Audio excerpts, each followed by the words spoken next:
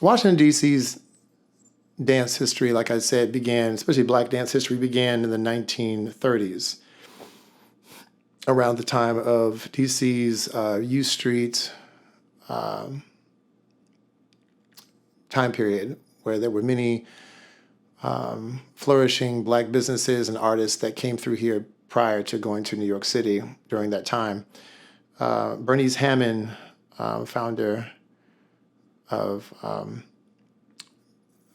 Hammond School of Dance, which later became known for many dancers that have moved on. Some of them went to, like Sandra Fortune was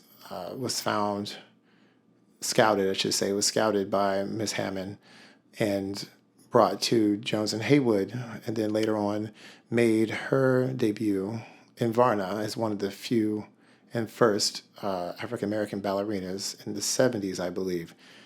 And then also Jones and Haywood in that same entity created the Capital Ballet, which was DC's first interracial ballet company that Keith Lee, ABT's first black soloist, male soloist, was the artistic director of. And so that was some of the history that, Dissonance Dance Theater stands on and was built on that back to this day, which is an exciting time for us. This is going on season 17. So there's a lot. I mean, we're not the only ones. Reflections, which is no longer here, which was the professional dance company of Dance Institute of Washington under Fabian Barnes in Dean.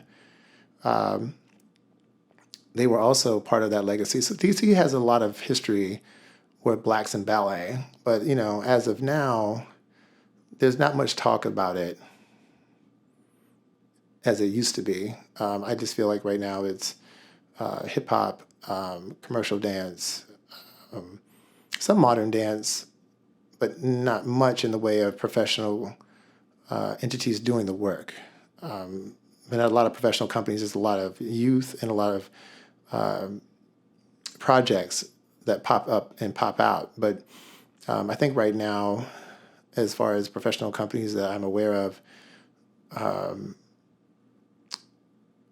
that have a budget, that are tax, recognized. I believe it's Washington Ballet, Step Africa, Washington Ballet, Step Africa, Dissonance Dance Theater.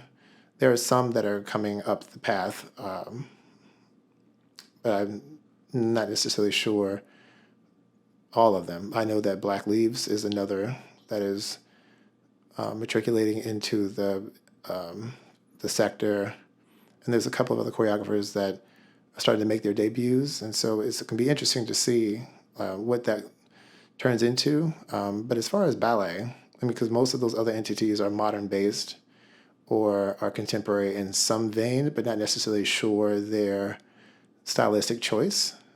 But as far as ballet, that's it here.